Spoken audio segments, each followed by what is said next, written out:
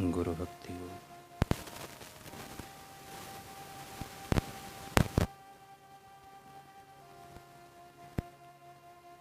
गुरु भक्ति योग के सतत अभ्यास के द्वारा मन की चंचल वृत्ति का नाश करो। जब मन की बिखरी हुई शक्ति के कारण किरण एकत्रित होते हैं, तब चमत्कारी कार्य कर सकते हैं। गुरु भक्ति योग का शास्त्र समाधि एवं आत्म साक्षात्कार करने हेतु हृदय शुद्धि प्राप्त करने के लिए गुरु सेवा पर खूब जोर देता है। सच्चा शिष्य गुरु भक्ति योग के अभ्यास में लगा रहता है। पहले गुरु भक्ति योग की फिलॉसफी समझो, फिर उसका आचरण करो। आपको सफलता अवश्य मिलेगी। तमाम दुर्गुणों को निर्मूल करने का एकमात्र असरकारक उपाय है गुरु भक्ति योग का आचरण। गुरु में अखंड श्रद्धा गुरु भक्ति योग रूपी वृक्ष का मूल है। सच्चे हृदय पूर्वक गुरु की शरण में जाना ही गुरु भक्ति योग का सार है। गुरु भक्ति योग का अभ्यास माने गुरु के प्रति शुद्ध उत्कट प्रेम।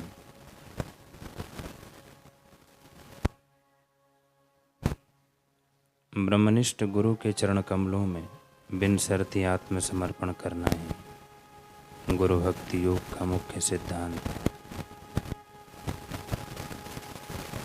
गुरु भक्ति योग की फिलॉसफी के मुताबिक गुरु एवं ईश्वर एक रूप है, अतः गुरु के प्रति संपूर्ण आत्मसमर्पण करना अत्यंत आवश्यक है। गुरु के प्रति संपूर्ण आत्मसमर्पण करना यह गुरु भक्ति योग का सर्वोच्च सोपान है।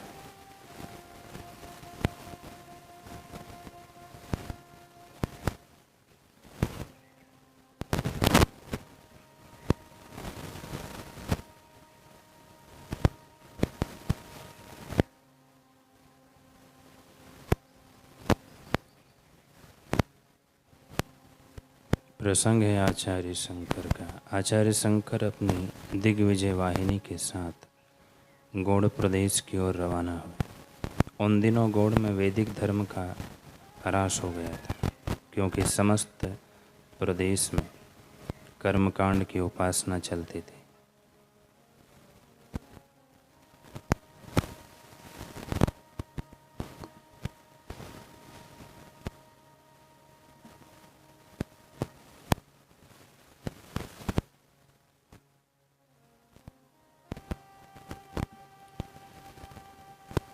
गौड़ प्रदेश में मुरारी मिश्र और धर्मगुप्त प्रसिद्ध कर्मकांडी में मीमांसक थे।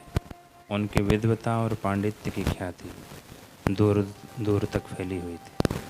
मुरारी मिश्र की उक्त उत्कट अभिलाषा थी कि शंकराचार्य से शास्त्रार्थ करें, परंतु यह जानकर उनका उत्साह ठंडा पड़ गया कि शंकराचार्य के साथ प्रसिद्ध मीमांसक मंडन मिश्र भी है, जो अभी सुरेश्वराचार्य के रूप में है।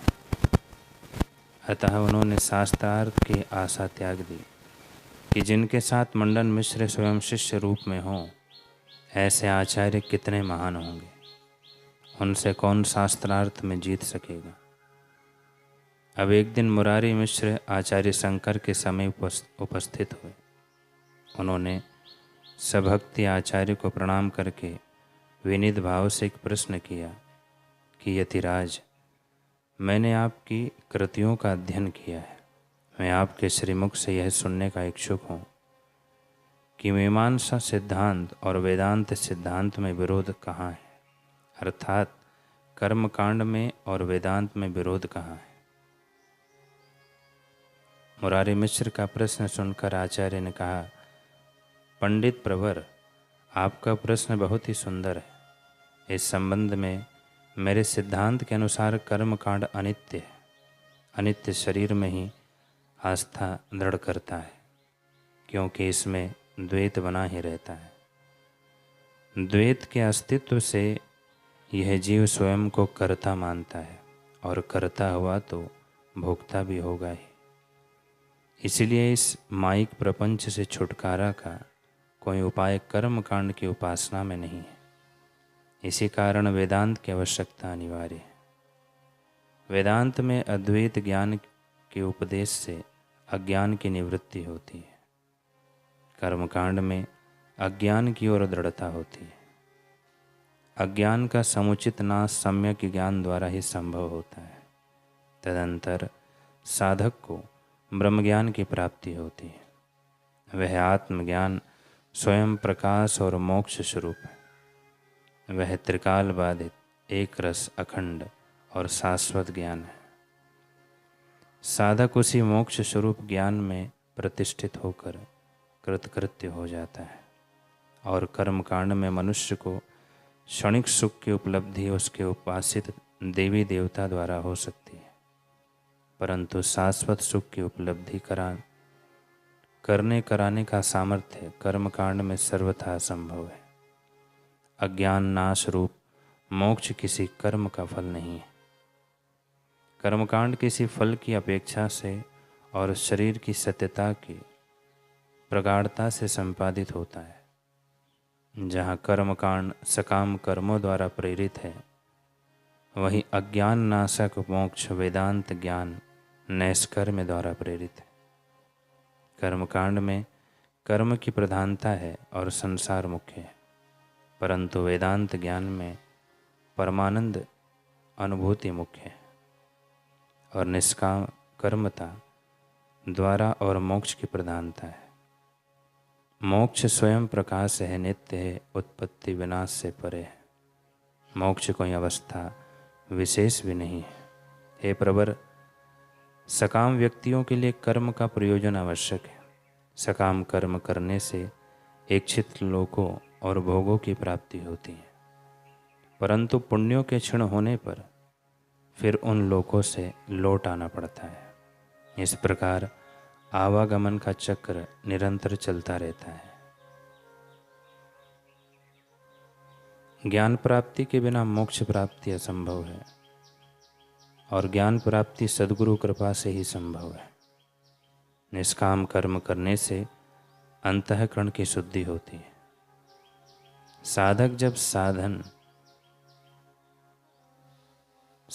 तब साधन संपन्न होकर ज्ञान मार्ग में प्रवृत्त होकर आत्मज्ञान प्राप्त करता है। आत्मज्ञान की प्राप्ति ही मोक्ष प्राप्ति है।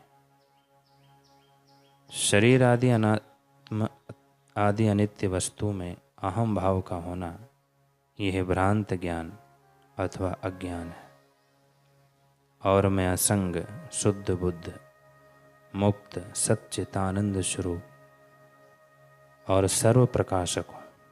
यह अनुभूति ब्रह्मज्ञान अथवा आत्मज्ञान है। यही जीव भाव का मोक्ष है। मेरे लिखे हुए भाष्यों तथा सुरेश्वराचार्य द्वारा लिखित उपनिषदों की वार्तिक रचना में इसका विशेष विवेचन है। उन ग्रंथों के मनन पूर्वक अध्ययन करने से समस्त संशयों की निवृत्ति हो जाएगी। मुरारी मिश्र ने अगला प्रश्न किया कि हे भगवान, पूर्व मीमांसा अर्थात कर्मकांड और उत्तर मीमांसा अर्थात वेदांत ये एक ही शास्त्र में हैं, फिर उन्हें एक साथ ग्रहण करने में आपको क्या आपत्ति है? आप कर्मकांड का विरोध क्यों करते हैं और उसी शास्त्र में विदित वेदांत को आप सम्मत क्यों करते हैं? आचार्य शंकर ने मधुर वाणी में उत्तर दिया कि पंडित राज, वेदार्थ की मीमांसा रूप से दोनों मतों को एक ही शास्त्र माना जा सकता है, परंतु दोनों मतों के सिद्धांत प्रतिपादन में बहुत अंतर है। आपको भलीभांति विदित है कि वेद 3 कांडों में विभाजित किया जा सकता है: कर्म कांड, उपासना कांड और ज्ञान कांड। कर्म कांड अंश में कर्म के प्रतिपादन पर ही विशेष बल दिया जाता है। उपासना कांड में परमात्मा की भक्ति का विवेचन किया गया है और ज्ञान कांड में विशुद्ध अद्वैत ज्ञान का ही निरूपण मिलता है। इसलिए ज्ञान कांड को वेदों का सिर मोर माना जाता है। यदि सच पूछा जाए तो कर्म और उपासना कर्म परत है और प्रवृत्ति के साधन है। ज्ञान निवृत्ति परायण है। कर्मकांड का अनुष्ठान न करने के कारण क्या सुखदेव आदि मुनियों को ज्ञान नहीं हुआ? कर्मकांड यह एक प्रारंभिक उपासना के अंतर्गत आता है और काकतालीय न्याय से यदि पूर्व पुण्य उदित हो तो कर्मकांड की गति में यह जीव न उलझकर आत्मज्ञान के मनन अध्ययन में प्रवर्तित हो जाता है। इस प्रकार आचार्य शंकर ने अनेक युक्तियों और तर्कों से मुरारी मिश्र को समझाने का प्रयास किया। मुरारी मिश्र आचार्य के तर्कों से पूर्ण सहमत हो गए और उन्होंने प्रसन्नतापूर्वक आचार्य का शिष्यत्व ग्रहण किया। मुरारी मिश्र के शिष्य होने पर उस प्रदेश के सभी निवासियों ने वैदिक धर्म को सहस्र स्वीकार कर लिया, क्योंकि कर्म उपासना और ज्ञान की फलश्रुति यही है कि ज्ञान में रुचि हो जाए और जीव मोक्ष परायण हो जाए।